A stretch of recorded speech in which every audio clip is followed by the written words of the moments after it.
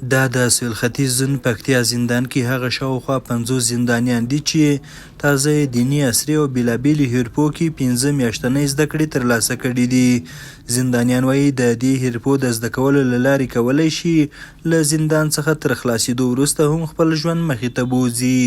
والحمدلله دلته ډېر دغسې کسان شته، ځکه دلته ډېر شاګردان د حفظ وي که د باندې یو شی نه و زده کړي، داسې شاګردان شته چې هغه حتی باندې په حساب نه پوهېدل. دلته ډېر کوشش استادان ورسره کوي، امارت اسلامي مجاهدین ډېر کوشش ورسره کوي چې دوی باندې یو شی زده کړي او په آینده کې د باندې خپلو بچیانو ته نفقه برابره کړي.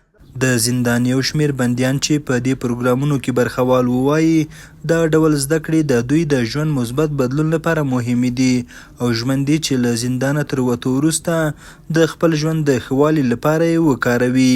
دوی د اسلامي امارت دا ګام مثبت بولي او وایي باید دا ډول اصلاحي پروګرامونه نور هم پراخ شي. داسې کسان راغلي وو بلکې زندان ته چې هیڅ شی هم نه و زده، بلکې دلته ډېر ښه کارونه را روان دي، ورکشاپونه دي، درسونه دي. داسې یو شاګردان وو چې شی زده نه وو، ډېر ښکلي کارونه یې زده کړل. سره دا یو لویه سرمایه ده دوی ته چې د ده جینۍ وځي او د باندې دوی څه وکاروي، لویه سرمایه ده د ټولو ته. بل لور ته د ګردیز محبس مسؤلین وایي چې اوس مهال لسګونه کسان د حرفوي او سواد زده کړې برخو کې په روزنه بوخت دي چې له زندانه تر خلاصېدو وروسته به هم خپل ژوند په سم ډول مخ ته بیولی شي. د دوی په خبره هڅه کوي چې په نږدې موده کې د زندانیانو لپاره د نورو زده کړو په برخه کې هم اسانتیاوې رامنځته کړي. دا نه وي چې زندان کې په دیني عصري او حرفوي زده کړو باندې زندانیان موږ سره بوخت دي.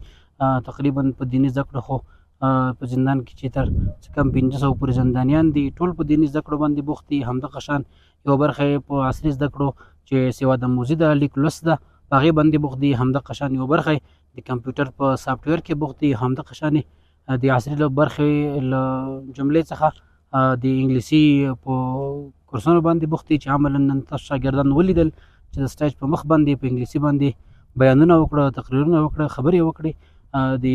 دا د عصري زده کړو برخه وه. همدغه شان په حرفوي زده کړو کې موږ عملا په پلیسکاري کې او په خیاطي کې او په موټرسایکل سازي کې شاګردان لرو چې هغوی هر یو په خپل سیم کې د خپل مسلکي استاذ له اړخه خپل درسونه زده کوي او چارې یې ښه په مخ روانې دي.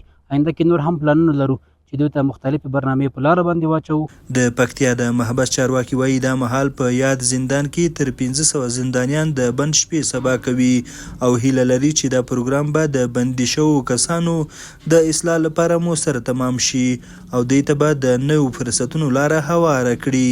حیران احمدزی، امید رادیو، پکتیا.